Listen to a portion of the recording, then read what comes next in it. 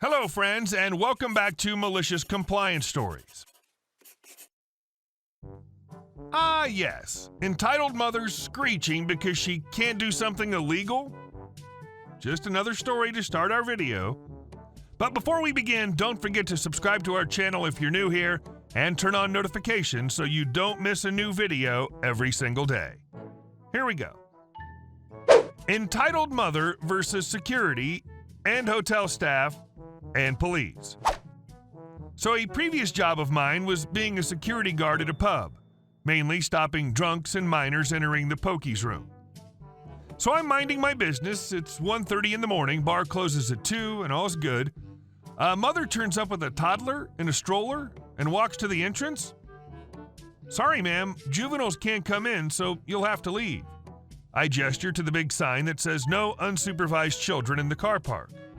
Mother leaves child and walks in, firmly exclaiming that I'm there, therefore the child is supervised.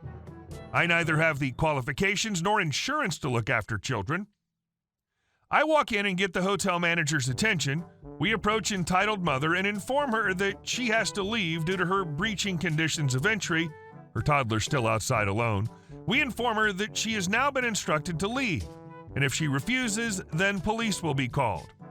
Of course, she refuses. The manager makes the call, refusal to leave licensed premises, and child abandonment. Let's just say police arrive promptly. Entitled mother has entered the women's bathroom, so while one officer stays with the child, the other officer and I stand outside of the women's bathroom and wait. She walks out straight into us. Some insults thrown at us, she's firmly escorted outside, and it becomes a police matter. Report given, CCTV footage handed over, and they all depart, the mother throwing more insults. Business as usual. And our second story. The employee handbook says you have to wear a belt.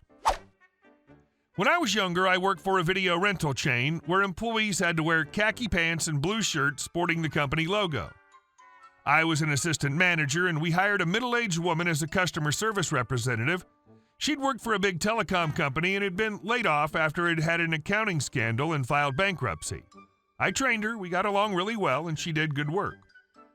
Eventually, another store about 15 miles away was having big problems, and they fired most of the management in that store, and I transferred to that store to help turn the store around, getting it back into compliance and profitability. I was picked because at 23 years old, I was one of the most respected and hardest workers in our district of 16 stores.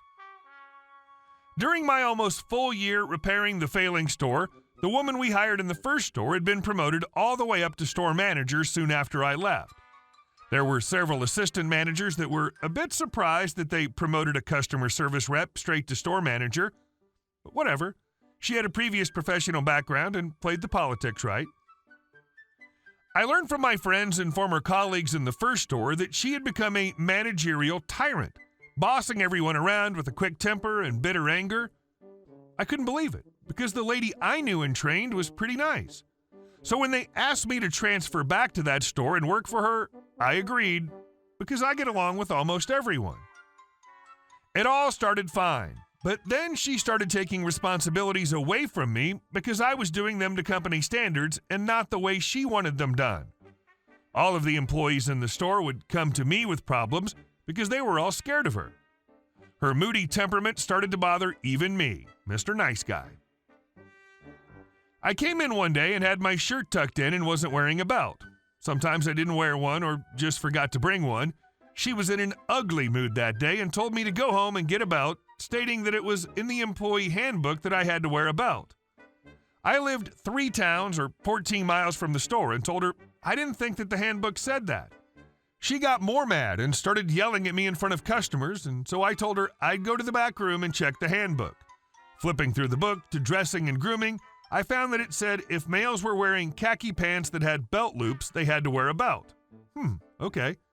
Grabbed some scissors and very neatly removed the belt loops and all of the associated stitching. I went back out to the floor and started working. 15 minutes later, she saw me and asked or yelled why I was still there and not wearing a belt. I took out the handbook I'd been carrying around and showed her the part about the belt loops and that I found a solution to be in compliance. I've never seen anyone turn as red or get as angry as she was. She began yelling, screaming, hooting, and hollering in front of a number of customers and 3 employees. She told me to go to the back room and wait there. About 10 to 15 minutes later, the phone buzzed and the district leader was on the phone for me.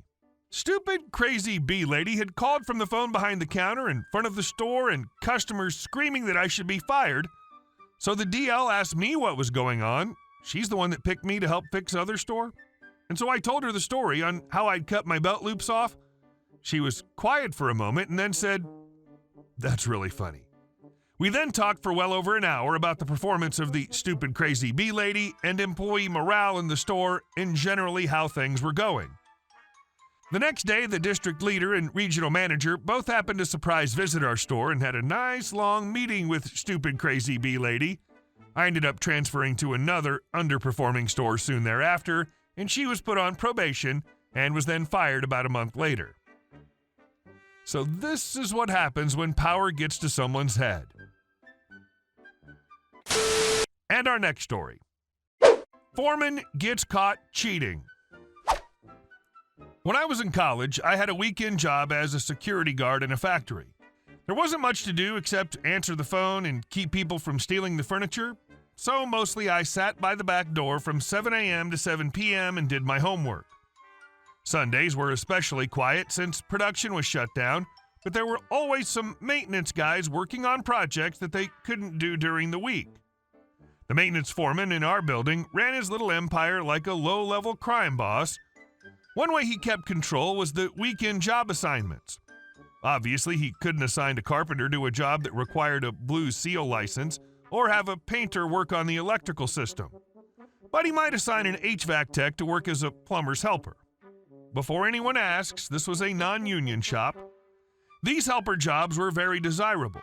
Even if they were just dragging cable for an electrician, they got paid at their normal rate. And since it was Sunday, they got double time.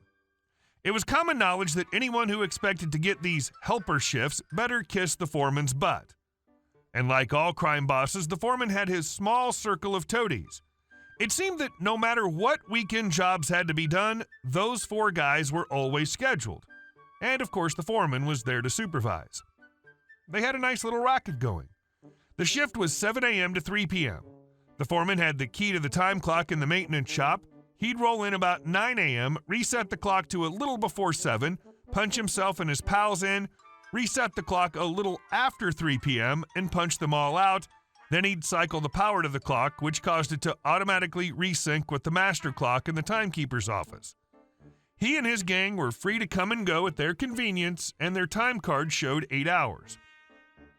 One of the other workers was the only master electrician in the building. Nice guy. He would often sit down and chat for a few minutes about the computer courses I was taking. There was no love lost between him and the foreman. The story was that the foreman got promoted over the electrician because he and the maintenance manager were golf buddies. Somehow, he was never given one of those helper jobs, and when he was assigned a job, one of the toadies was always scheduled to be his helper, whether he needed it or not. But when it was time to do the work, the helper was hanging out in the maintenance shop watching TV or playing cards. He really couldn't complain to the foreman or the maintenance manager, so he laid a trap. Every Sunday that he worked, he made a point to drop by my desk at about 2:30 and ask if the foreman and his gang had already left. Unfortunately, at least one of them would still be in the maintenance shop watching whatever football game or golf tournament was on TV. But finally, one Sunday, they were all gone. He told me that he'd found a faulty circuit breaker in the electrical panel in the maintenance shop. In order to replace it, he'd have to cut power to that area. I duly noted this in my security log. At about 2:45, he cut power to that part of the building. As the rest of the maintenance guys finished their jobs and came back to the shop, I told them about the power outage. Since the time clock was shut off, instead of punching out, they'd have to sign out in my security log. Shortly after they were gone, the faulty breaker was replaced and power was restored. The clock automatically resynced with the master, and the electrician punched out. I left a note for the security manager to be sure to send a copy of my log to the timekeeper. Monday, I was back at school, and when I returned to my dorm room, there was a note on my door to call the security manager. He was in his office with the head timekeeper, and they wanted to know about this power outage. Of course, I'm not an electrician, but from my desk, I could see into the maintenance shop, and yes, the lights were off for about half an hour. Yes, about a dozen maintenance guys had signed out in my security log. Sorry, I don't recall all their names, but I was especially careful to check each ID badge as they signed out to make sure I entered their names properly in my log. I didn't want their pay to get messed up due to my error. Yes, I did see someone working on the time clock. It was the foreman sometime in the morning. No, I didn't think that was strange. He does that every week. I assume it's just regular maintenance. No, I don't recall when the foreman and those 4 particular guys had come in and left. People come and go all day. As long as they have an ID badge, I really don't pay attention to the exact time. Isn't that what time clocks are for? On Saturday, when I reported for my shift, the electrician stopped by my desk and gave me the rest of the story. After my conversation with the timekeeper, he paid a visit to the vice president, who was ultimately in charge of the plant. They called in the maintenance manager, the foreman, and his 4 toadies. Perhaps someone could explain why their time cards showed them punching out at 3 p.m. when the clock wasn't working. All 5 were fired. The electrician was promoted to foreman, and the maintenance manager was demoted and reassigned. And every time the new foreman had to work on a weekend, he brought me donuts. Because electricians have the real power. Hey guys, thank you all for watching the video. I'll see you in the next one.